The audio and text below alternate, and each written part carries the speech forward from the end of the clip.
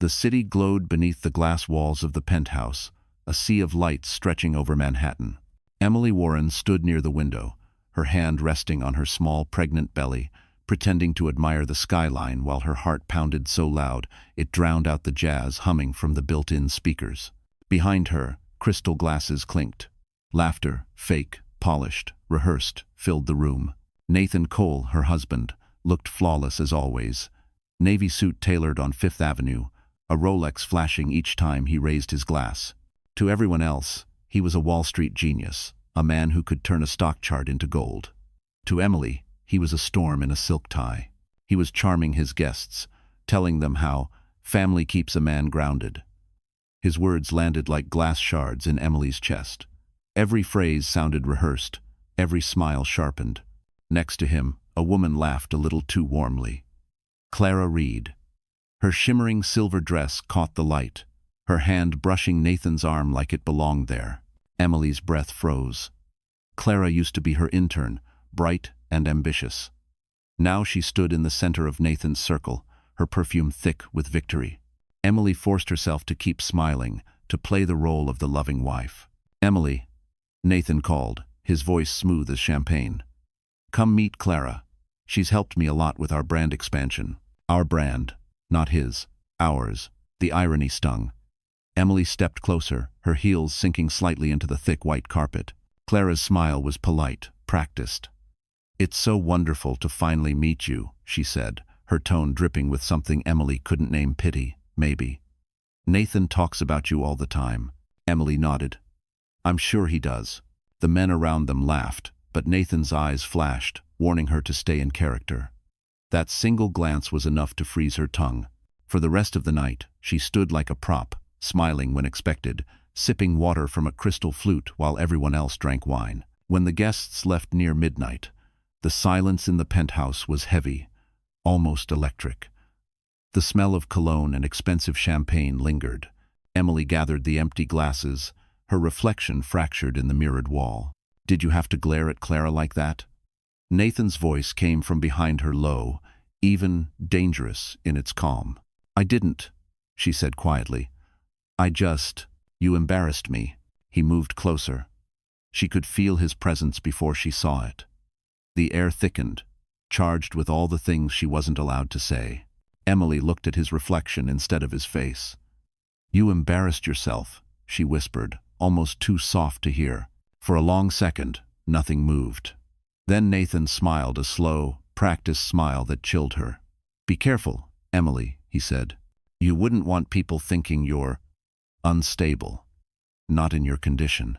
Her pulse jumped. That word again, unstable. The word he'd planted in every conversation lately, in front of friends, their doctor, even her father's assistant. She knew what he was doing, building a story where she was the fragile one, the hysterical wife. He walked past her toward the bedroom, leaving her alone under the cold city lights. Emily turned to the window again, her fingers gripping the edge of the marble counter. Below, New York kept glittering, indifferent and loud. Inside, everything was silent, except for the quiet recording running on her iPhone, hidden behind a vase on the shelf. Because tonight, for the first time, she had proof. Morning light spilled across the marble kitchen of the penthouse, pale and cold. Everything looked perfect, like the glossy pages of an architecture magazine.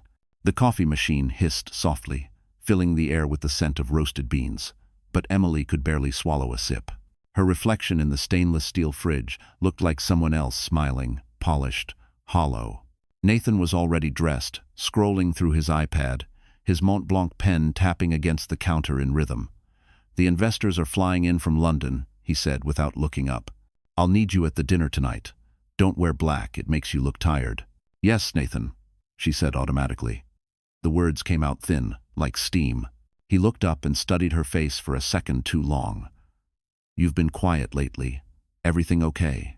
Emily's fingers tightened around the coffee cup. "I'm fine." "Good. Keep it that way." He smiled, kissed her cheek, and left the penthouse with the faint scent of his cologne trailing behind something expensive from Dior that now made her stomach twist. When the elevator doors closed, silence swallowed the room. Emily exhaled, slow and shaky, and pressed her hands against the countertop until the world stopped spinning. She opened the drawer under the sink, where she kept a small notebook. Each page was dated. Short entries. Cold facts. March 12. Gaslight about doctor's call. Claimed I forgot the appointment. March 16. Said he might take custody if I keep acting emotional. March 20. Witness. None. There were nearly 300 small notes, each one a quiet scream no one had ever heard. She closed the notebook quickly when her phone buzzed. A message from an unknown number appeared. "Hey, it's Ava. We need to talk." Her breath caught. Ava Martinez, her college roommate, the only person who had ever made her laugh until she cried. They hadn't spoken in years, not since Emily married Nathan and disappeared into luxury. Emily typed back with trembling fingers. "I can't talk right now." Ava replied instantly. "I know what's happening.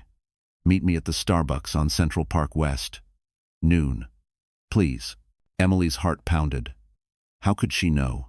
She hesitated, glancing toward the security camera in the hallway, Nathan's idea of safety. She grabbed her coat and sunglasses, slipped her iPhone into her purse, and left without thinking. The city felt too bright, too alive. She moved quickly, blending into the crowd, her stomach tightening with every step. When she reached the Starbucks, Ava was waiting by the window, laptop open, her hair tied in a messy bun that made her look the same as she did at 21. "Emily," Ava whispered, standing to hug her. "God, it's really you." Emily managed a smile that didn't reach her eyes. "How did you?" Ava pulled out her phone. "You won't believe this. Someone sent me anonymous screenshots emails Nathan wrote to a law firm asking how to declare a spouse mentally unfit." Emily froze. The noise of espresso machines blurred into nothing. "I think he's building a case," Ava continued softly. "You need to protect yourself." Emily's pulse raced. "I can't. He'd find out. He knows everything." Ava reached across the table. "Then let me help. You're not crazy, Em. You're in danger." Emily stared at her friend, torn between fear and relief. For the first time in months, someone saw her. Someone believed her. She didn't notice the reflection in the glass window, the black Mercedes parked across the street, engine still running. Inside, a figure lifted a phone and snapped a photo. By the time Emily looked outside, the car was gone. Her stomach turned cold. She whispered, "He knows." Ava frowned. "Who knows?" Emily swallowed hard, her voice breaking.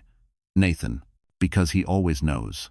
The next morning, Emily woke up to the sound of rain against the glass walls. Manhattan looked blurred, as if the whole city were crying with her. She sat on the edge of the bed, staring at the unread text messages piling up on her phone. Most were from Nathan Short, controlling, disguised as concern. "Where are you? Don't forget dinner tonight. I called the doctor, don't reschedule without telling me." Every word felt like a leash. She got dressed slowly, in jeans and a gray sweater, something simple that didn't look expensive. The penthouse had grown colder in the last few weeks, even though the heat was always on. Nathan's absence should have brought peace, but it only made her more anxious. She knew his assistants, his driver, even the building's doorman were watching her for him. Her phone buzzed again. It was Ava. "Meet me at the park entrance. It's important." Emily hesitated. Then she wrapped a scarf around her neck and left. Central Park in the rain looked like another world, gray skies melting into puddles, the sound of distant horns echoing through the mist. Ava was waiting under a green umbrella, holding 2 cups of Starbucks coffee. "I got your favorite," Ava said gently. "Caramel macchiato, no foam." Emily managed a faint smile. "You remembered." "Of course I did. You were the one who taught me how to spell macchiato." Ava handed her the cup. "Listen, I need to tell you something." They sat on a wet bench under the bare trees. Ava opened her bag and pulled out a small white device. "What's that?" Emily asked. "It's an AirTag," Ava said. "You can hide it in your purse. If anything happens, I'll know where you are." Emily blinked. "Ava, that's crazy." "No, Em. What's crazy is that your husband is tracking you and no one's tracking him." For a moment, Emily just stared at her. The truth of it hurt because it was too sharp, too real. "You think he's watching me?" "I know he is," Ava said. "I checked public business filings. He installed surveillance cameras under the name of a security contractor he owns. He has access to every hallway in your building. Emily felt dizzy. Oh my God. Listen, Ava continued. You can't keep living like this. You need to tell someone, your dad, a lawyer, anyone. My dad? Emily gave a bitter laugh. He'd say I chose this life. He warned me about Nathan from the start. Ava's eyes softened. Then let him be right for once. You need protection, Em. Emily shook her head. You don't understand. Nathan's powerful. He has people everywhere. If I make one wrong move, then we'll make a smart one. Ava interrupted. You record everything. Conversations, phone calls, anything. You still have that iPhone, right? Emily nodded. Good. Use it. And keep writing in your notebook. That's evidence. The word evidence made Emily's stomach twist. This was real now. Ava leaned closer. I know you're scared, but you're not alone anymore. They sat in silence for a long moment, listening to the rain. Across the street, traffic lights flickered red and green on the wet pavement. Finally, Emily whispered, What if he finds out about you helping me? Ava smiled sadly. Then he'll finally know I'm not afraid of him. They both stood. Ava hugged her tight before leaving, the warmth of friendship cutting through the chill of the city. When Emily turned to head home, she noticed something glinting under a nearby bench, a small silver keychain shaped like a letter C. Clara's initial. She froze. Clara had been here, watching, listening. Emily's heart pounded as she realized the truth. This wasn't just Nathan's game anymore. Clara was part of it. Richard Warren had always been a man of few words. His presence filled boardrooms and silenced arguments without a single raised tone. For decades, his reputation as a shipping magnate stretched from New York to Singapore, a man who built empires on precision and control. But tonight, inside his glass-walled office overlooking the Hudson River, he felt powerless. He sat at his desk, a single lamp glowing against the skyline. On the screen before him, a paused security feed from Park Avenue displayed the unmistakable image of his daughter leaving the penthouse alone, at night, under the watchful eye of Nathan Cole's private driver. Richard's jaw tightened. He'd promised himself never to interfere in Emily's marriage. She was an adult. She'd chosen her path. But seeing the fear frozen in her movements shattered that resolve. He pressed a button on the intercom. Get Marcus on the line. Within moments, his head of security appeared, tall and silent, holding a black folder. We've tracked the signal, sir, Marcus said. It's coming from a private server registered under Cole Holdings. All surveillance feeds from the penthouse route through it. So, he's been watching her, Richard murmured. Every move. Yes, sir. And possibly recording audio. Richard closed his eyes briefly, pain flickering beneath his composed face. Intercept the feed, he ordered. Quietly. I want copies stored off-site. If he's been doing what I think he's been doing, I'll need proof. Marcus nodded. Understood. When the door closed, Richard leaned back in his leather chair, the silence pressing on him. On his desk sat a framed photo Emily, at 10 years old, grinning with missing front teeth, holding up a drawing of a boat. Back then, she'd said she wanted to build something beautiful like Daddy. Now she was trapped inside someone else's storm. He picked up his phone and scrolled through his contacts until he found a familiar name, Ava Martinez. He hadn't spoken to her since Emily's college graduation, but he'd always liked her sharp, loyal, and unafraid of truth. When Ava answered, her voice trembled. Mr. Warren? I didn't think you'd— I know who you are, he interrupted gently. You were Emily's best friend once. Are you still? Yes, sir. I've been trying to help her. She's in trouble. I'm aware, Richard said quietly. I have eyes on her building. I just needed confirmation. Ava hesitated. Nathan's dangerous, Mr. Warren. He's been building a story against her saying she's unstable. I think he's planning to take her baby. Richard's knuckles whitened around the phone. That won't happen. What can I do? She asked. Keep her close. Don't let her know I'm involved yet. She'd never accept my help, not after how things ended with her mother. His voice cracked slightly on the last word, but he steadied it. I'll handle Nathan from my side. When he hung up, Richard opened his laptop and began drafting an email to his legal team. The subject line read, "Preliminary Family Protection Inquiry. Confidential." Outside, the city pulsed with light. Inside, his office felt like a war room. He called Marcus back once more. "Activate our private surveillance team. If Cole leaves New York, I want to know where he goes and who he meets. Especially anyone named Clara Reed." Marcus frowned. "Reed the influencer? She's been seen with him at events." "Exactly," Richard said. "Find out what she's after. Everyone has a price. I just need to know hers." When the office finally went dark, Richard stood at the window, watching a storm gather over Manhattan. Somewhere out there, his daughter was fighting a battle she didn't even know he'd already joined. He whispered to the glass, his reflection pale against the night lights. "You're not alone, Emily. Not anymore." The ballroom at the Ritz-Carlton shimmered like liquid gold. Chandeliers dripped with light, champagne flowed in thin crystal flutes, and a string quartet played something elegant enough to hide the whispers beneath it. Every corner smelled of money and power, of people pretending to care about charity while measuring each other's worth in diamonds and last names. Emily stood near the edge of the crowd, wrapped in a pale blue gown that felt too tight around her ribs. Nathan had chosen it himself, texting her from his office earlier, "Wear this one, you'll look harmless." She didn't miss the word choice. Harmless. That's how he liked her, silent, polished, unthreatening. The air inside the ballroom buzzed with the hum of deals being made over laughter. Nathan moved easily through it, shaking hands, tossing practiced smiles. The cameras loved him. Photographers from business magazines followed his every step, capturing the illusion of a devoted husband beside his glowing wife. "Smile, sweetheart," he whispered through his teeth as they posed for another picture. "Try not to look so tense." Emily's lips curved automatically, her cheeks burning under the flash. Beside him stood Clara Reed, dressed in deep emerald satin, a color that made her look dangerous.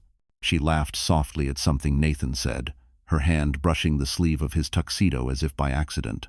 The photographer grinned. "Beautiful trio. One more shot?" Nathan chuckled. "She's not part of our trio," he said, placing a possessive arm around Emily. But his eyes were still on Clara. As the night went on, Emily felt like a ghost floating through conversations. People greeted her with smiles too wide, compliments too rehearsed. A woman from a luxury brand leaned in close and whispered, "You're so lucky, dear. Nathan's the kind of man every woman dreams of." Emily nodded politely. Inside, her stomach turned. Near the bar, Clara lifted a glass of champagne toward her and smiled a small, knowing smile that wasn't friendly at all. Emily looked away. Her fingers brushed the small clutch hidden at her side, where her phone quietly recorded everything. She didn't know exactly what she was looking for yet, but she knew one day she'd need proof. Halfway through the gala, Nathan took the stage to give a speech. He spoke about resilience, about supporting families in times of crisis, about the importance of loyalty. Each word scraped against Emily's skin. The audience applauded, charmed by his charisma. When he stepped down, he kissed her cheek for the cameras. "You see?" he murmured softly. "Everyone believes what I want them to." Emily's throat tightened. She wanted to speak, to tell someone, "This isn't what it looks like." But the words froze before they reached her mouth. Later, as the guests danced, she slipped outside to the terrace for air. The city stretched beneath her like a living map of light. She pressed both hands to the railing and inhaled deeply, trying to calm her shaking body. "Beautiful view," a voice said behind her. "Clara." Emily turned slowly. Clara's eyes gleamed under the fairy lights. "You look exhausted," she said, almost kindly. "I guess it's hard keeping up appearances." Emily's jaw clenched. "Why are you really here, Clara?" Clara smiled, tilting her head. "Same reason you are. To play my part." She stepped closer. "But unlike you, I know when the curtain's about to fall." Before Emily could respond, Nathan appeared in the doorway, calling Clara's name. For a split second, panic flashed across Clara's face before she masked it with charm. "Coming, darling," she said lightly, brushing past Emily with a whisper that chilled her. "Careful, Mrs. Cole. You never know who's watching." Emily turned back to the skyline, her pulse hammering. The city lights blurred as she realized that whatever was happening between Nathan and Clara, it wasn't just betrayal. It was a plan. And she was the target. The suite at the Plaza Hotel smelled of white lilies and polished marble, a scent too clean for how dirty the night felt. Emily stood by the vanity, her reflection divided by the tall mirror's edges. Behind her, New York glowed through the enormous windows, 1,000 lights blinking like unkept promises. She should have felt safe inside such luxury, but the silence pressed against her lungs. Nathan was on the phone near the balcony, his voice low and controlled. "The deal goes through tomorrow." "Yes. She'll sign it. Don't worry." His eyes flicked toward her in the mirror before turning back to the city. "She always does what she's told." Emily's fingers tightened on the hem of her dress. The paper he was talking about wasn't a contract. It was a trust transfer, something he'd forced her to sign weeks ago, giving him control over nearly everything she owned, including the condo her father had bought her before the wedding. She turned away, pretending to adjust her necklace. Her phone, hidden inside the drawer behind the vanity mirror, was already recording. Nathan hung up and smiled, the kind of smile he reserved for strangers and cameras. "Clara will be here soon," he said casually, loosening his tie. "We're going over a campaign pitch. You'll stay quiet, yes?" Emily froze. "You invited her here?" He poured himself a drink, amber liquid catching the light. "It's business. You should be grateful, actually. She knows how to make me look good." Emily's pulse quickened. "She's making herself look good, Nathan." He looked at her then, eyes narrowing. "Are you jealous? Should I be?" He took a slow sip, setting the glass down carefully. "You're too emotional lately. It's not healthy for the baby." There it was again, that word. That tone, that subtle weapon. Emotional. Unstable. Fragile. The script he'd written for her, rehearsed so many times she almost believed it herself. A soft knock interrupted the air. Clara stepped inside, wrapped in a tailored white coat and carrying a thin folder. Her lipstick was the color of sin, her perfume filling the room like smoke. "Sorry I'm late," she said with a practiced laugh. "Traffic was a nightmare." Nathan's face brightened. "Not a problem." Emily stood perfectly still, every nerve screaming. The two of them moved closer to the coffee table, talking in hushed tones about photo shoots and branding partnerships. But Emily noticed Clara's hand brush Nathan's arm, the way their eyes met with familiarity that had nothing to do with work. She felt invisible in her own life, an extra in a play she'd never auditioned for. Trying to steady her breath, she stepped toward the door. "I'll give you two some space," she said quietly. Clara turned, her smile sweet but sharp. "Oh no, stay. You might learn something about loyalty." The words sliced clean through her composure. Nathan didn't react. He simply adjusted his cufflinks and said, "Clara, that's enough." But the damage was done. Emily walked into the hallway, the click of her heels echoing down the empty corridor. She leaned against the wall, closing her eyes. Through the door, faint laughter drifted out, his and hers, tangled like poison. She pressed a hand against her stomach, whispering to the child she hadn't even met yet. "We're getting out. I don't know how, but we will." At the far end of the hall, a hotel staff member appeared, carrying a tray. He paused, lowering his voice. "Ma'am, you dropped this earlier." He handed her a tiny envelope, unmarked except for one line scrawled in pen. "Check your phone." Her heart lurched. She opened her purse and saw a new text from an unknown number. "He's not who you think he is. Don't go back in." Emily looked toward the suite door, her reflection flickering in the hallway's mirror. For the first time, fear and clarity collided inside her. Someone else was watching, and not all of them were enemies. Rain washed over Manhattan the next morning, streaking the windows of Dr. Samuel Brooks's clinic with thin silver lines. The waiting room smelled faintly of antiseptic and cinnamon candles. Emily had always found that contrast strangely comforting. Today, it did nothing to calm her. She sat in a chair near the window, clutching a folder of test results she hadn't been able to open yet. Dr. Brooks stepped out from his office, gray-haired but warm-eyed, the kind of man who had delivered half of the city's elite babies yet still remembered every patient's name. "Emily," he said softly. "Come on in." She followed him inside. The room was quiet, except for the hum of a small air purifier. Nathan wasn't there. For once, She could breathe. "I was surprised to see your name on the appointment list," Dr. Brooks said, sitting across from her. "Last time, your husband said you were traveling." Emily's pulse jumped. "I was. Resting at home."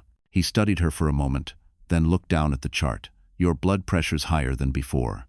You're not sleeping, are you?" She hesitated. "It's just stress. The baby's fine, right?" "The baby's strong," he said carefully. "But I'm more concerned about you." He set his pen down. "Emily, I've been your doctor since you were 12 weeks along. I know when something isn't right." Her hands tightened around the folder. "Please don't ask me questions I can't answer." "I'm not asking," he said gently.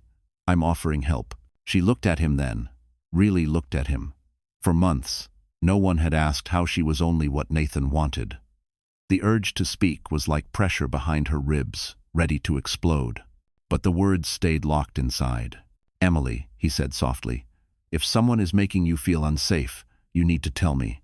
There are resources. I can—" She shook her head quickly. "No. Please. You can't tell anyone.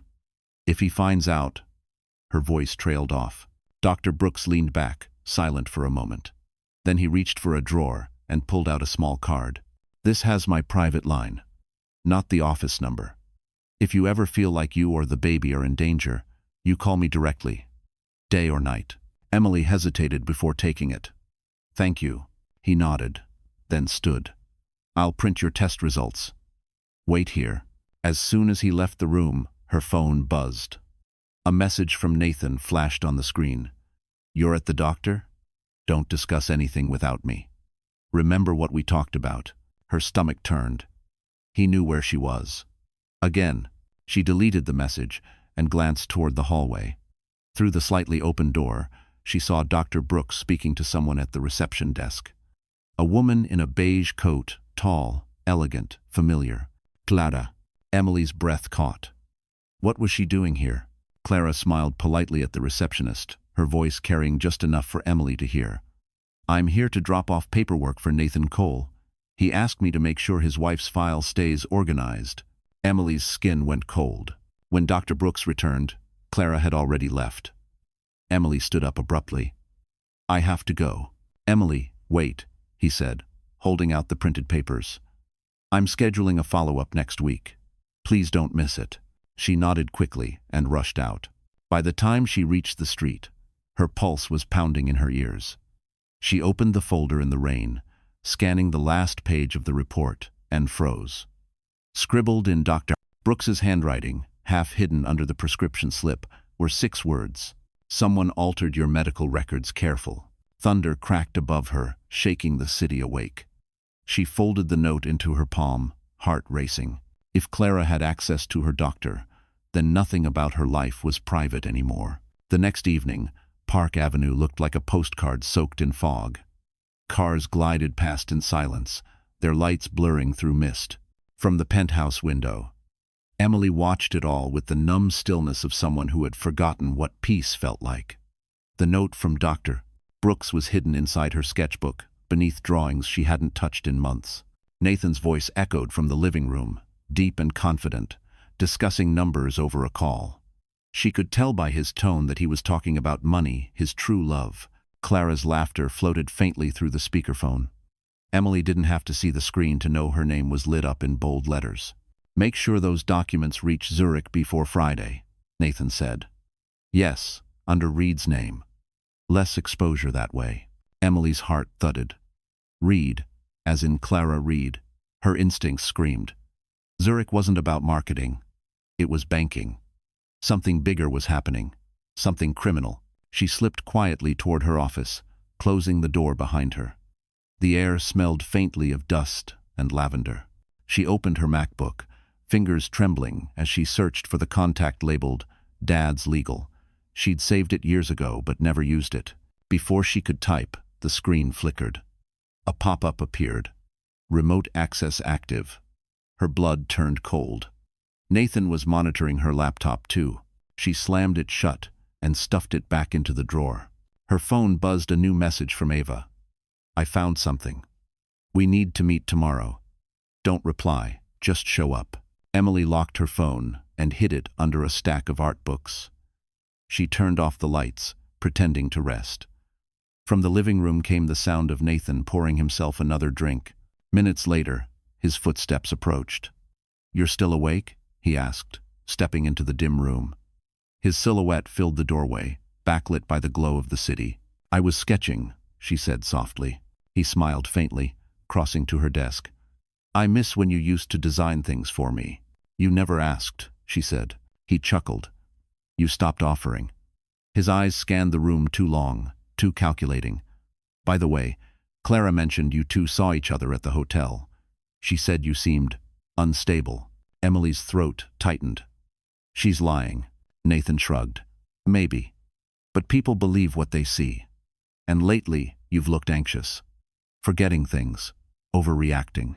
The calm cruelty in his tone made her dizzy. She wanted to scream, but her body stayed still. He leaned closer, lowering his voice. "If you keep acting this way, Emily, I'll have no choice but to take control. For your own good." Her heart pounded so hard she could barely breathe. "Control of what?" "Everything," he said simply, brushing a strand of hair from her face. "The accounts, the house, our child." When he finally left, she collapsed into her chair, shaking. The air felt heavier than before, as if the walls themselves were keeping secrets. She reached for her phone again, her hands trembling. If Zurich was real, there had to be records, emails, transfers, something. Maybe her father's team could trace them, but she couldn't call him directly. Nathan's people would intercept it. Her eyes landed on the AirTag Ava had given her, still hidden inside her purse. An idea formed, reckless but necessary. If she couldn't send a message, she could send a trail. Emily scribbled a note on the back of an old receipt. "Follow the AirTag. If I disappear, check Zurich. Clara Reed, Cole Holdings." She sealed it inside an envelope and slipped it into the morning mail chute labeled Building Management. The staff knew her father's company owned half the property. The message would find him. She stood by the window again, watching the fog curl around the city lights. Somewhere far below, sirens echoed. Emily pressed her palm against the glass, whispering to the skyline, "You can't cage me forever." Behind her, Nathan's reflection appeared faintly in the glass, smiling. And she realized he had been standing there the whole time. Lightning flashed across Manhattan like a warning. The penthouse trembled as thunder rolled over the city, the kind of storm that made even the tallest towers feel small. Emily sat at the edge of the couch, her hands clasped so tightly her knuckles were white. The clock on the wall read 10:47 p.m. Nathan wasn't home yet. Every second he stayed away felt like borrowed time, brief, precious silence before the next storm. She glanced at the door, half expecting him to walk in, dripping rain and suspicion. The air smelled like ozone and fear. Her phone buzzed. It was Ava again. "I traced the Zurich wire. It's tied to Cole Holdings, but the recipient is registered under Clara Reed. This isn't just infidelity, Em. It's fraud." Emily's heart pounded. She typed quickly. "Can we expose it?" "Not yet. He's moving money through shell companies. But if we get proof, your father can hand it to federal investigators." Emily exhaled shakily. Her father. He still didn't know everything, but maybe soon he would. Suddenly, the elevator chimed. The door slid open. Nathan stepped out, soaked and furious. He threw his coat onto the counter, water splattering across the marble. "Who were you talking to?" Emily's body went cold. "No one." He walked toward her, each step deliberate. "You think I'm stupid?" He snatched her phone off the table, scrolling through messages. His expression darkened. "Ava Martinez. The journalist. She's my friend," Emily whispered. "She's a leech. She wants a story. About me." He hurled the phone onto the couch. "Do you have any idea what I've built? What's at stake?" Emily stayed quiet. She'd learned silence could be a weapon too.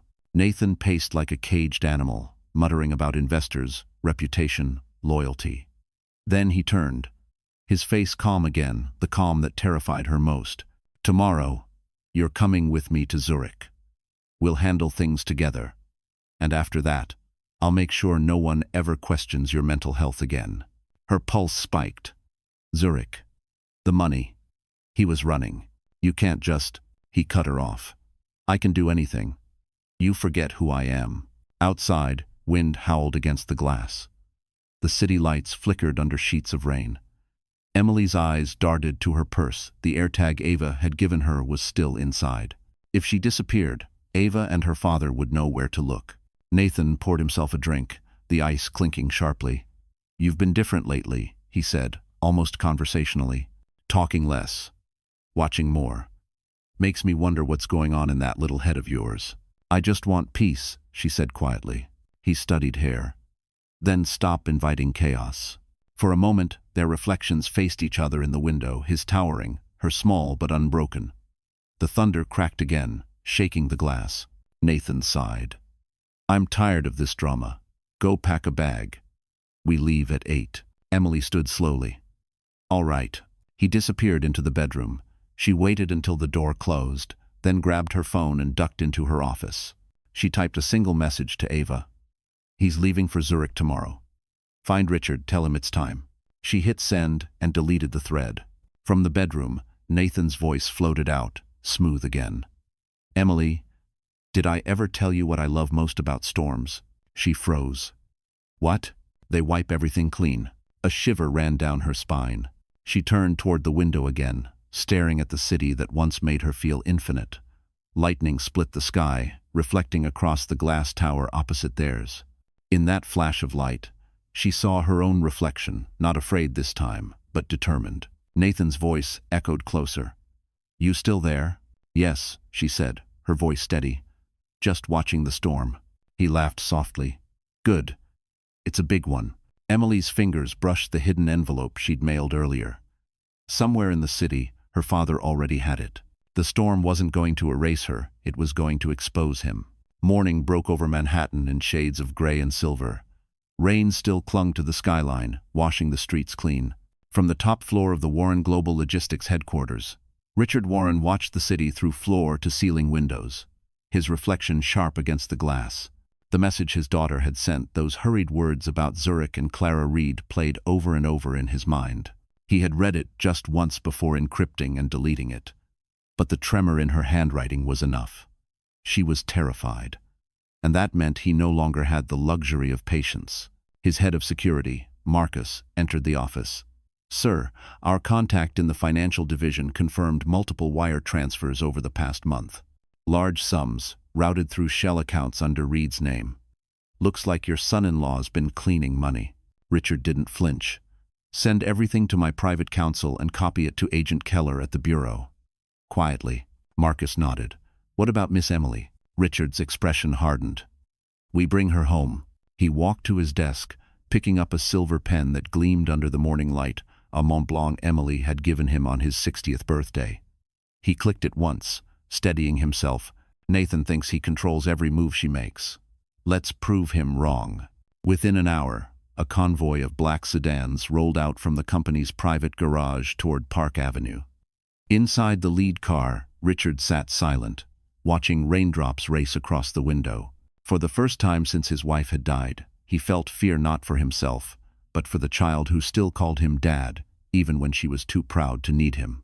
When they reached the building, the doorman tried to object, but Marcus flashed credentials from a law firm that technically owned the property. "Maintenance inspection," he said smoothly. "Authorized by ownership." They took the service elevator. By the time it reached the penthouse floor, Richard's pulse had steadied into something sharp and certain. Nathan was pacing near the window when the door clicked open. "What the hell?" Richard stepped inside first, his voice calm and precise. "Morning, Nathan. Thought we should discuss your travel plans before you flee the country." Nathan froze. "You have no right." "I have every right," Richard said, his tone cutting through the room. "You used my daughter, my name, and my network to launder money. You thought no one would notice. You were wrong." Emily appeared in the hallway, still in her robe, eyes wide with disbelief. "Dad?" He turned to her, his face softening for just a moment. "Pack your things, sweetheart. You're leaving with me." Nathan's expression twisted into a smile that didn't reach his eyes. "You can't just take her. She's my wife." Richard met his gaze evenly. "Not for long." He pulled an envelope from his coat and dropped it on the counter. Inside were printed copies of wire transfers, photographs, and a preliminary restraining order filed that morning. For the first time, Nathan's confidence faltered. "You don't scare me," he said. But his voice trembled. Richard stepped closer. "I don't need to scare you. The FBI will do that."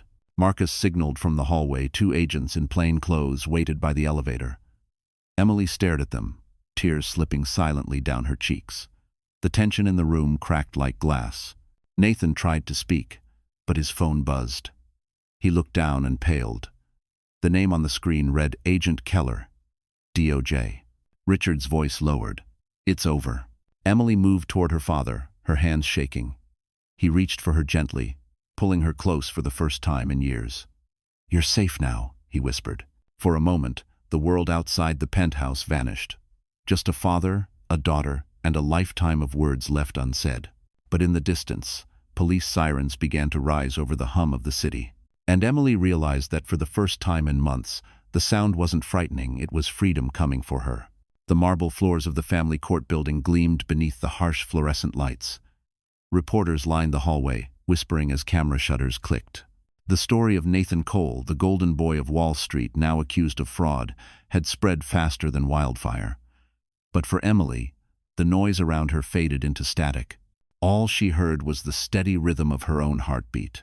She sat outside courtroom 6B beside her attorney, a calm woman named Dana Lee. Across the hall, Nathan spoke with his legal team, his Armani suit pressed perfectly, his expression composed. Even in disgrace, he looked untouchable. Clara Reed stood a few steps behind him, oversized sunglasses covering half her face, the picture of performative grief.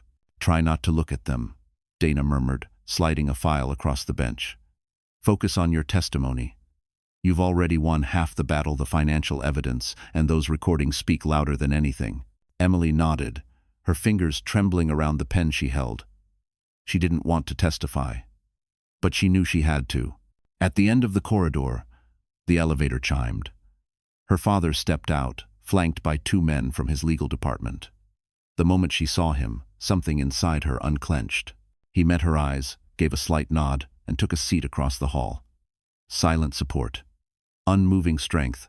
The clerk called the session to order. Inside, the courtroom felt colder than the hallway. The judge, a middle-aged woman with kind but piercing eyes, took her seat. "The court will now hear the testimony of Mrs. Emily Warren Cole." Emily rose. Her legs felt heavy, but her spine stayed straight.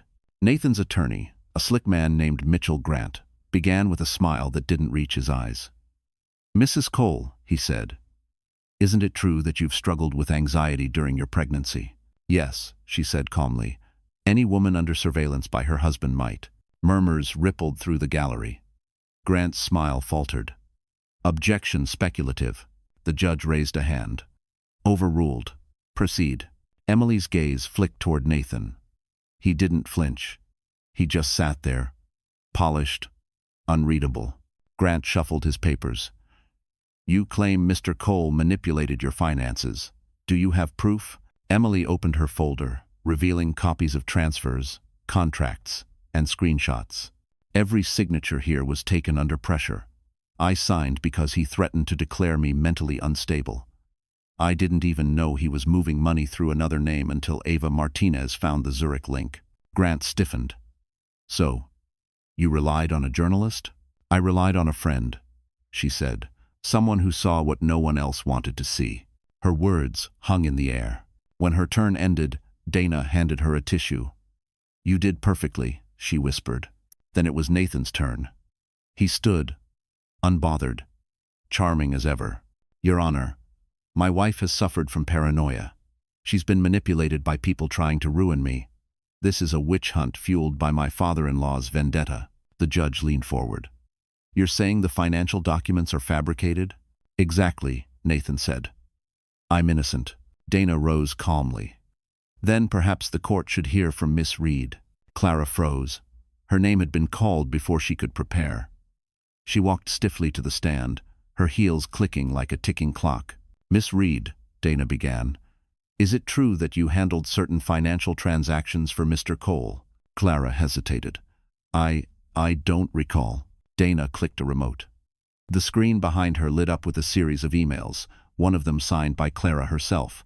The courtroom erupted in whispers. Nathan turned to her, eyes blazing. Clara's lips trembled. "He told me it was legal," she blurted. "He said it was just moving assets." "I didn't know." "Enough," the judge said sharply. "This court will take a recess." As everyone stood, Nathan glared at Emily. "You think you've won?" he hissed. Emily met his gaze for the first time without fear. "No," she said softly. "I just stopped losing." Outside, flashbulbs exploded. Reporters shouted questions, but Emily didn't hear them. She only saw her father waiting at the end of the hallway, a small, proud smile breaking through the years of silence between them. For the first time, she walked toward him without looking back. That night, the city outside Emily's new apartment was silent, the lights of Central Park glimmering like scattered stars. For the first time in months, she wasn't sleeping inside the glass prison Nathan had built. Her father had arranged a secure residence, a quiet building with round-the-clock security and no press access. The air smelled of fresh paint and hope, but peace didn't come easily. Every sound still made her flinch. Every vibration from her phone felt like a threat. She sat at the kitchen table in an oversized sweater, a cup of herbal tea cooling beside her. On the counter lay a small pile of books Ava had brought earlier that day. Women Who Run with the Wolves, Atomic Habits, and a worn copy of The Subtle Art of Not Giving AF. Asterisk, asterisk, asterisk. Emily smiled faintly at the irony. She was learning how to breathe again, one page at a time. Ava sat across from her, laptop open. "So, Keller's team has officially frozen all accounts linked to Cole Holdings. They've also subpoenaed Clara's communications." Emily nodded. "She'll turn on him the second she feels cornered." "She already has," Ava said. "Her lawyer contacted the bureau this afternoon. She wants immunity." Emily stared into her tea. "She'll lie about everything to save herself." Ava closed the laptop. "Maybe. But every lie she tells is another chance to prove the truth." The clock on the wall ticked softly. For the first time in weeks, Emily allowed herself to exhale fully. "Do you think I'll ever feel normal again?" Ava reached for her hand. "You won't. But maybe that's not the point. Maybe the goal isn't to go back. It's to go forward." The doorbell rang. Both women stiffened. Ava moved to the peephole. "It's Marcus," she whispered. Richard's head of security stood outside in a dark suit, holding a sealed envelope. Emily opened the door cautiously. "Your father asked me to deliver this personally," Marcus said. "It's from the court." Emily's pulse quickened as she took the envelope. The seal of the family court glinted under the hall light. She opened it with trembling hands. Inside was an official order granting temporary custody and legal protection for her and her unborn child. Tears stung her eyes. "It's real," she whispered. "It's just the beginning," Marcus said quietly. "The bureau is moving in on Cole Holdings tomorrow morning. They expect Nathan to run." Ava frowned. "Run where?" Marcus hesitated. "We think he's still in the city. Someone saw him near the plaza this afternoon. He's desperate." Emily's breath caught. "He knows he's lost." Marcus nodded. "Which makes him unpredictable. Keep the doors locked tonight. No visitors. We've stationed 2 men outside." After he left, the silence returned heavier this time, but not hopeless. Emily stood by the window, watching the faint drizzle against the glass. Her reflection looked softer now, no longer the ghost of a frightened woman. Ava gathered her things. "Try to sleep, okay? You need your strength." Emily nodded, hugging her. "Thank you for everything." When Ava left, Emily turned off the lights and sat on the couch. The city hummed faintly beyond the walls. She ran her hand over her stomach, whispering to the life inside her. "We're almost free." Her phone buzzed once. A text from an unknown number appeared on the screen. "Freedom is an illusion, Emily." Her blood ran cold. The message disappeared before she could screenshot it. She stood quickly, checking the locks. Everything was secure. The guards were outside. Still, unease slithered through her chest. Across the street, a figure stood beneath a street lamp, a dark coat, an umbrella tilted just enough to hide the face. Lightning flickered, and for a split second, the gleam of a familiar watch flashed in the rain. "Nathan." Emily stepped back from the window, heart hammering. Freedom was close, but the danger hadn't left. It had followed her home. Morning arrived with a strange stillness, the kind that made every noise sound amplified. Emily hadn't slept. She'd spent the night replaying that single flash of light outside her window, the glint of Nathan's watch, and wondering if she'd imagined it. By sunrise, she convinced herself it didn't matter. Whether it was real or not, the war wasn't over. At 7 a.m., Ava returned, holding 2 coffees and an exhausted expression. "We've got something," she said, kicking off her boots. "Keller's team decrypted one of Nathan's cloud drives. You're not going to believe what's in there." Emily straightened. "Tell me." Ava opened her laptop on the kitchen counter. Recordings. Not a view of them. Conversations between Nathan, Clara, and 3 international investors. They're discussing a fund transfer disguised as a real estate venture. The Zurich deal wasn't about branding, it was money laundering through luxury properties. Emily stared at the screen. So that's why he needed Clara. Her name, her access. Exactly, Ava said. She was the perfect front. But here's the twist: one of the files mentions the Warren accounts. Your family's company. Emily's breath hitched. He used my father's logistics firm? Ava nodded. As a routing channel. Probably without Richard knowing. Emily pressed her hands against her face. So my father's name could be dragged into this. Unless we control the narrative first, Ava said. The Bureau already has copies. But if you release the right files to the press, you shape the story. You're not a victim, you're the whistleblower. Emily hesitated. That would destroy Nathan completely. Ava met her eyes. Isn't that the point? Before Emily could answer, her phone buzzed. A message appeared from a number labeled unknown. Stop digging, Emily. Some things should stay buried. Ava leaned over. He's watching again. Emily's pulse quickened. Then we move faster. They spent the next hour combing through the files. The evidence was explosive emails, shell company diagrams, payment receipts. Then Ava found something else, buried deep inside a folder labeled private. She clicked. A video window opened. The image flickered grainy security footage from a hotel suite. Clara's voice filled the room. Don't worry, Clara said on screen, laughing softly. She'll sign whatever you want. She still believes you love her. Nathan's voice replied, smooth and cruel. She'll learn soon enough. Emily felt her chest tighten. She wanted to look away but couldn't. Every lie, every manipulation captured in a single file. Ava closed the laptop gently. That's enough. We have everything we need. Emily nodded, her voice trembling. Send it to Keller. All of it. Ava started the transfer. But before the progress bar could reach halfway, the Wi-Fi icon flickered and disappeared. The screen went black. What just happened? Ava whispered. Emily grabbed her phone. No signal. No service. Even the apartment lights dimmed for a second. Ava's voice sharpened. He's cutting power remotely. He must have found the building network. Emily's heartbeat thundered. We have to get this data out now. Ava unplugged the laptop and slipped it into her bag. There's a Starbucks 2 blocks away. Public Wi-Fi. If we upload from there, he can't trace it. They threw on coats and headed out, rain still falling in a thin drizzle. The streets were quiet, the city's usual chaos muted by the early hour. Halfway down the block, a black Mercedes idled near the curb. Emily's steps faltered. Ava grabbed her wrist. Keep walking. They didn't look back, but the sound of the engine followed them. Inside the Starbucks, Ava set up the laptop while Emily scanned the street through the glass. The Mercedes was still there, parked under a no-standing sign. Uploads at 60%, Ava muttered. Emily whispered, Come on, come on. At 99%, the cafe lights flickered. Ava slammed the send key before the connection cut again. The file vanished into the cloud. Safe.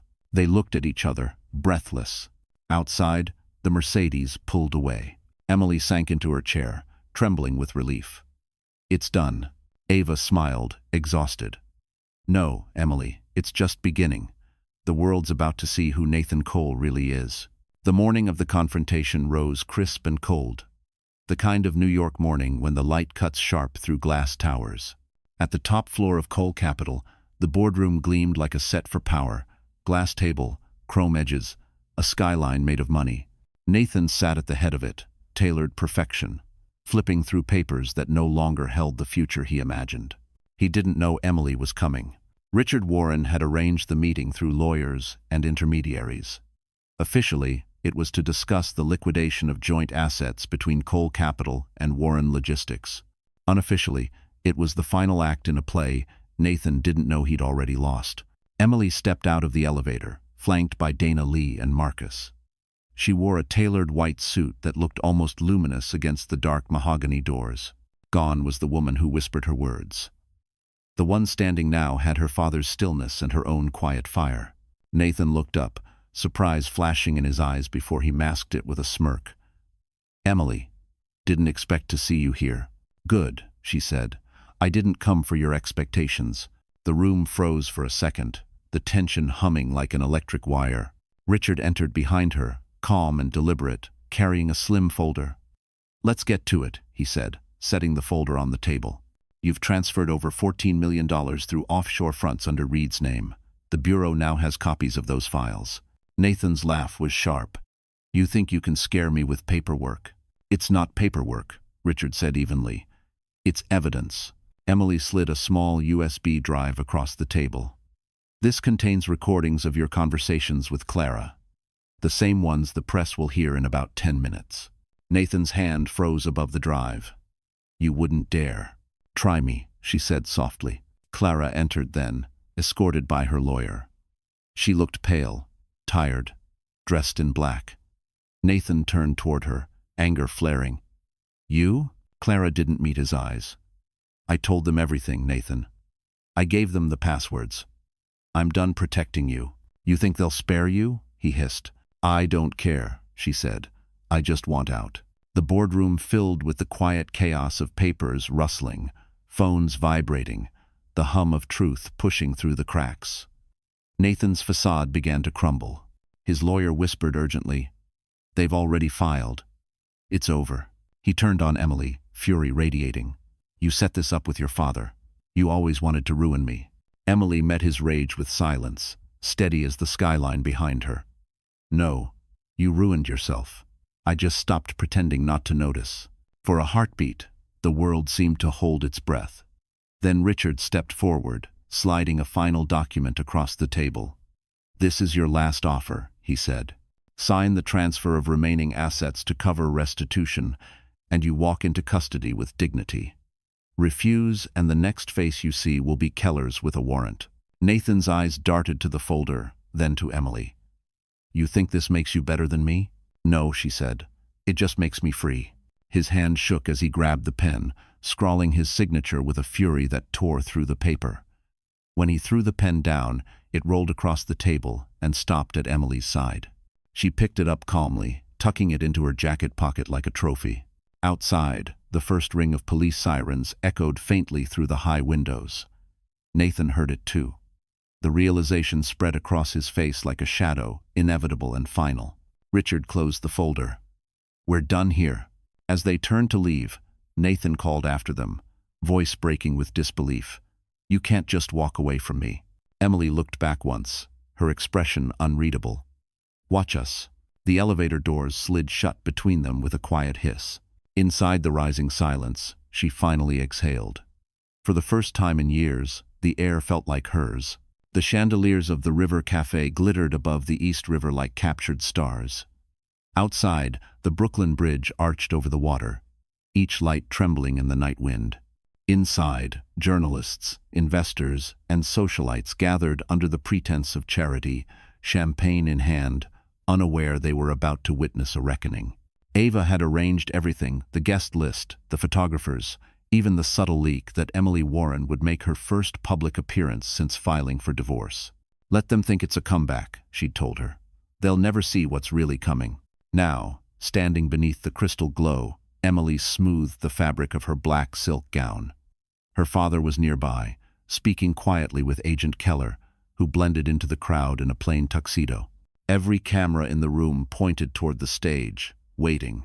Clara Reed arrived next, escorted by her attorney. The once invincible influencer looked fragile under the lights. Her emerald dress shimmered like a shield, but her eyes gave her away tired, uncertain, human. Then the hum of conversation shifted. Nathan Cole had arrived. He entered like a man who believed the world still owed him applause. A tailored suit, a polished watch, that same chilling smile. The crowd rippled with curiosity and discomfort. Flashbulbs went off. For a moment, it looked as though he still owned the room. Emily's breath tightened, but she didn't move. She wasn't the same woman who had once trembled under that gaze. Ava stepped to the stage, tapping the microphone. "Ladies and gentlemen," she began smoothly, "thank you for joining us tonight. Before our presentation begins, we'd like to share a short video, one that reminds us why transparency matters in every industry, including ours." The lights dimmed. The first image appeared on the massive screen above the stage: emails, spreadsheets, timestamps. Then came the audio recordings. Nathan's voice, smooth and cold, discussing offshore accounts, his laughter blending with Clara's. The crowd fell silent. Nathan's expression froze. "Turn that off," he said sharply, stepping forward. But the video continued, playing the conversation word for word. "She'll sign whatever I want. She still thinks I love her." Gasps filled the room. The audio ended with the sound of laughter, his. The lights came back on. Every eye in the gala turned toward him. Keller moved quietly through the crowd, signaling his team. Two agents in tuxedos positioned themselves near the exit. Nathan tried to speak, but the sound that came out was hollow. "This is a setup," he snapped. "You think this proves anything? Half of you in this room owe me money." But no one stepped forward. Even Clara stared at the floor. Emily finally took the microphone from Ava. Her voice was calm, steady. "No one here owes you anything, Nathan. You took what wasn't yours: trust, money, dignity, and you called it power. But power built on fear collapses the moment truth touches it." Her words echoed through the glass walls, across the river, into the waiting city. Nathan's mask cracked. "You think you can destroy me with words?" Emily looked at him, unflinching. "No, I just let the truth speak for itself." Keller stepped forward, flashing his badge. "Nathan Cole, you're under federal investigation for fraud, obstruction, and conspiracy. Please come with us." The agents closed in. Cameras flashed like lightning. Nathan's face twisted between disbelief and rage as he was led away through the stunned crowd. Clara whispered something to her lawyer and slipped quietly out a side door, her reputation dissolving as fast as the applause she once chased. Richard appeared beside his daughter, resting a hand on her shoulder. "It's over," he said softly. Emily exhaled. "No," she said. "It's just beginning." As Keller's team escorted Nathan into the waiting cars outside, thunder rolled in the distance, echoing against the river. Inside, Emily lifted her glass, meeting Ava's eyes. For the first time, she allowed herself a small, real smile. Justice had finally walked into the room. The morning after the gala broke with headlines that thundered louder than the storm over the Hudson. Every newsstand in New York screamed the same name: Nathan Cole. The photos were everywhere, him being led away in handcuffs, face pale and furious, a single flash from a camera catching the moment his empire cracked. Emily sat in her father's townhouse, wrapped in a soft blanket, a cup of black coffee untouched beside her. Ava's phone kept buzzing every few seconds with calls from networks and newspapers, all wanting a statement. "You don't have to say anything yet," Ava told her gently. "Let them chase the noise. The truth's already louder." Richard entered the living room holding a manila envelope. His usual corporate calm had been replaced by something quieter, heavier. "The Bureau confirmed it this morning," he said. "They raided Cole Capital's offices. Every server, every account, they're done." Emily's breath trembled. "And Clara?" "She turned state's witness," Richard said. "She'll testify next month. But her career gone. Every brand cut ties overnight." Ava exhaled softly. "It's poetic. The people who built their lives on appearances losing everything the moment the lights hit them." Richard placed the envelope on the table.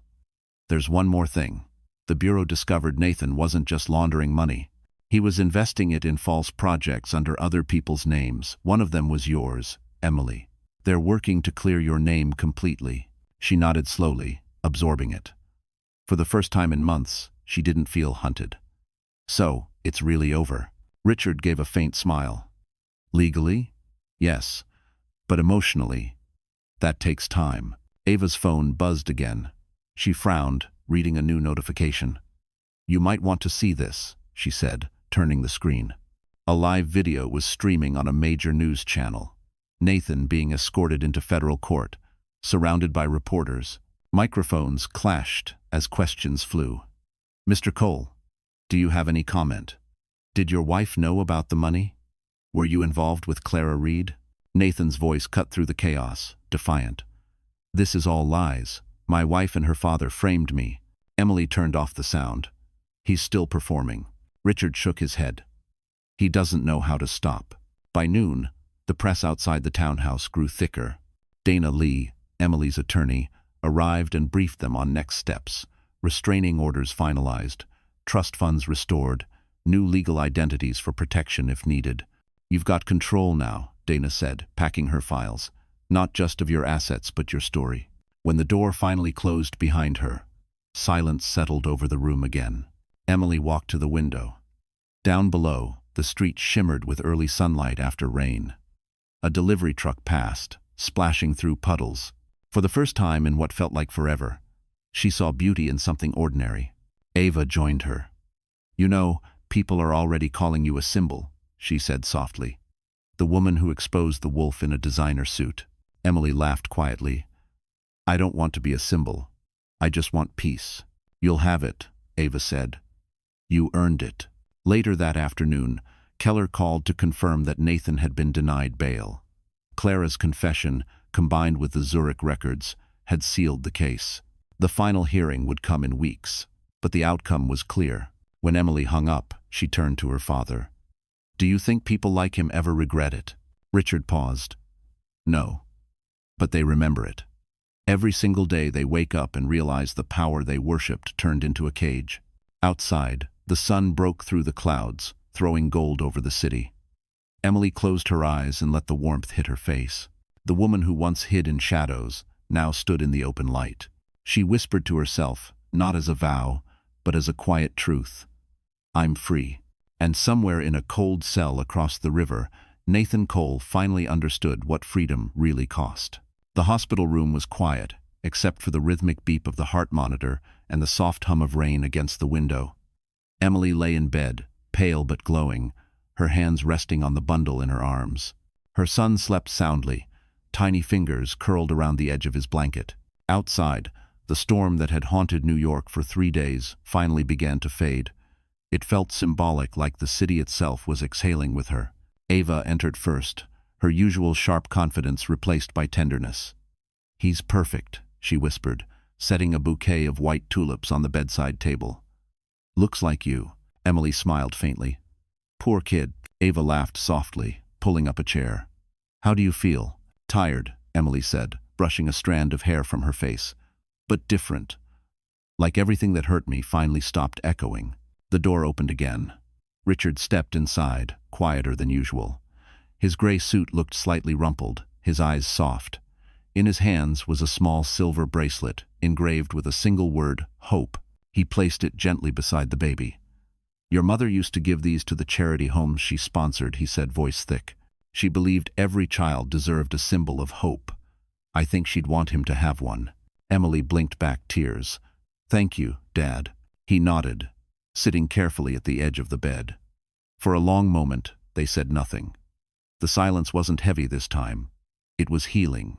How's the world outside? She finally asked. Richard sighed. Loud. The trial date set. Nathan's pleading guilty. Clara's in protective custody. Keller says it'll all be wrapped in weeks. Emily traced her son's tiny hand with her finger. So it's really over. Richard smiled faintly. For him, yes. For you, it's just beginning. Ava grinned. She's already a headline.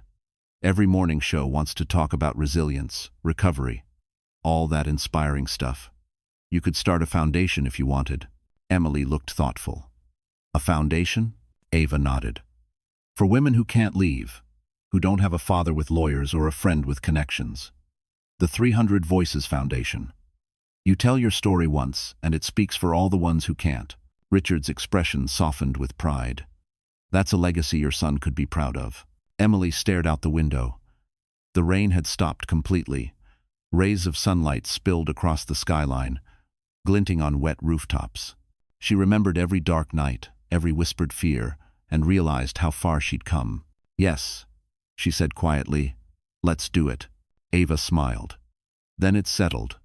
The press release goes out next week. I'll handle everything." Richard stood, adjusting his tie. "I have to step out for a meeting, but I'll be back tonight." He leaned down, kissing Emily's forehead. "You made it, sweetheart. And you made me believe in grace again." After he left, the room fell into a peaceful silence. The baby stirred, making a small sound, his eyes fluttering open for the first time. Emily gasped softly. "Hey," she whispered. "Welcome to the world, little one." She touched his cheek, tears blurring her vision. "You don't know it yet, but you saved me." A nurse entered to check the monitors, smiling at the sight. "He's strong," she said. "You both are." When the nurse left, Emily looked out the window again. Below, the city shimmered alive, imperfect, hers. She thought of Nathan, locked behind bars, and Clara, lost in her own exile. She didn't feel vengeance anymore, just closure.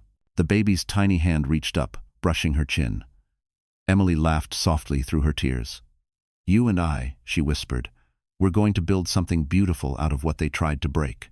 And as the first light of dawn spilled across the hospital floor, Emily Warren Cole's survivor, mother, creator, took her first real breath of freedom. The courthouse on Center Street stood like a monument to consequence, its stone pillars bathed in morning light. Reporters filled the steps, their cameras pointed toward the entrance where the trial of Nathan Cole was about to begin. The story had consumed America for months, the fall of Wall Street's golden husband. Inside courtroom 4 Amperes, the atmosphere buzzed with restrained tension. Emily sat near the front beside her father, hands clasped in her lap. She had chosen a simple navy dress, minimal makeup, and no jewelry except her wedding band soon to be removed for good. Ava sat on her other side, scribbling notes for the foundation's upcoming launch. When Nathan entered, escorted by U.S. Marshals, the entire room seemed to inhale. He looked smaller somehow. The arrogance that once filled every gesture was gone, replaced by the pale exhaustion of a man who'd been stripped of control. His eyes searched the room until they landed on Emily. For a flicker of a moment, something passed between them, not love, not hate, but the cold recognition of truth. The judge took her seat. Court is now in session for sentencing in the matter of United States v. Nathan Cole. The prosecutor rose first, reading through the counts. Wire fraud, embezzlement, obstruction of justice. Each charge landed like a hammer. "The defendant built an empire on deceit," she said. "He manipulated markets, people, and his own family. Justice demands accountability." When she sat down, Nathan's attorney stood. His tone was quieter, almost pleading. "Your Honor, my client has cooperated fully since his arrest. He regrets his actions and wishes to make amends. He asks for leniency." The judge nodded once. "Mr. Cole, do you have anything to say?" Nathan stood, adjusting the collar of his prison-issued suit. "I don't expect forgiveness," he began, voice steady but hollow. "I did what I did because I thought power was the only way to be safe. I was wrong. I hurt people who didn't deserve it, especially—" He glanced at Emily. "Her." A hush rippled through the courtroom. "I told myself I was protecting her," he continued. "But really, I was protecting the image of myself she fell in love with. I can't undo what I did, but I can admit it." Emily stared at him, unblinking. It wasn't remorse, she saw it was resignation. Still, the words mattered. They closed something inside her that had remained open too long. The judge leaned forward. "This court sentences you to 20 years in federal custody, with eligibility for parole after 14. You will also forfeit all illicit assets and pay restitution to your victims." The gavel struck. The sound echoed like thunder through marble halls. Nathan didn't resist when the marshals stepped forward. As they guided him toward the side door, he turned once more to Emily. "You were right," he said softly. "Freedom doesn't come from control." She didn't answer. There was nothing left to say. When the courtroom emptied, the press swarmed the steps outside. Microphones waved, voices shouted her name. "Mrs. Warren, how does it feel? Do you believe justice was served?" Emily stopped for a brief moment, the sunlight catching her hair. "Justice isn't about revenge," she said. "It's about truth finding its place in the world." And today, it finally did. Richard stepped beside her, protective but proud. Ava handed her a folded document, the official incorporation of the 300 Voices Foundation. Emily glanced at it, then at the cameras. "This isn't the end of the story," she said, her voice clear. "It's the beginning of something that belongs to everyone who's ever been afraid to speak." The crowd erupted with questions, but she kept walking, her father and friend beside her. Across the street, sunlight danced on the courthouse windows like a promise fulfilled. Behind her, the heavy doors closed on Nathan Cole forever. Ahead, the world waited for her voice, her story, her future.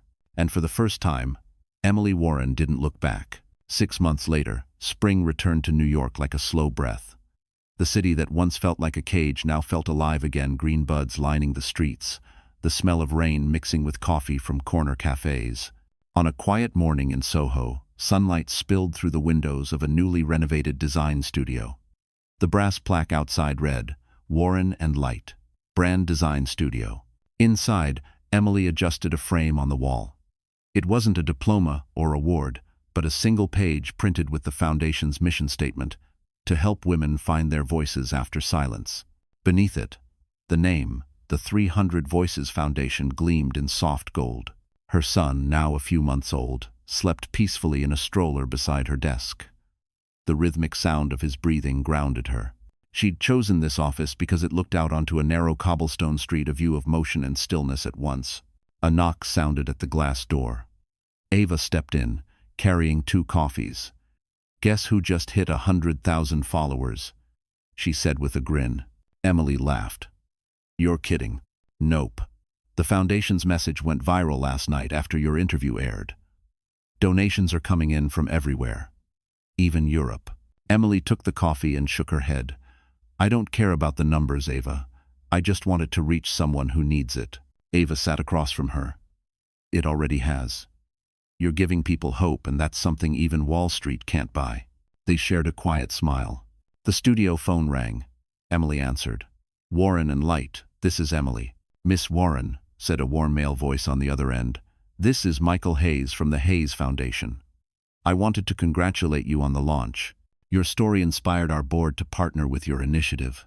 Emily blinked, surprised. "That's incredible." "Thank you." Michael chuckled. "Maybe we can discuss it over coffee? There's a place near Central Park that does the best espresso in the city." She hesitated only for a moment before smiling. "I'd like that." After hanging up, Ava raised an eyebrow. "Who's Michael Hayes?" "An engineer turned philanthropist," Emily said, trying to sound casual. "He reached out a few weeks ago about collaborating." Ava grinned. "Collaboration, huh? Be careful, boss. That's how stories start." Emily laughed, rolling her eyes. "It's just coffee." "Sure it is," Ava teased, standing. "Anyway, I'll finish the press release. Try to leave the office before midnight for once." When Ava left, Emily turned toward the stroller. The baby stirred, opening his eyes, curious and calm. She crouched down beside him. "You and me," she whispered. "We're learning how to live again." The afternoon passed in soft light. She reviewed client designs, answered calls, and sketched ideas on her MacBook. Work no longer felt like escape, it felt like creation. Every color, every shape she drew carried a heartbeat of purpose. As the sun dipped low, painting gold across the floor, she packed her bag and lifted her son into her arms. Before leaving, she paused to glance at the mission statement again. The words seemed to glow under the evening light. Outside, the city buzzed with laughter and taxi horns. She walked toward the subway, her son nestled against her shoulder, feeling the warmth of his breath. When she reached Central Park, she stopped at a small cafe, the one Michael had mentioned. He was already there, sitting by the window, reading a notebook. When he looked up, his smile was genuine, unhurried. "Emily," he said, standing to greet her. "It's good to finally meet you." "Likewise," she replied, feeling something she hadn't felt in years, possibility. As they talked, the noise of the city faded. The sky turned dusky pink, and laughter drifted from nearby tables. For once, the future didn't feel uncertain.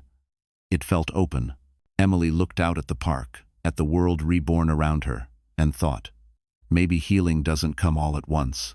Maybe it comes in moments like this, quiet, steady, true. And in that moment, she knew.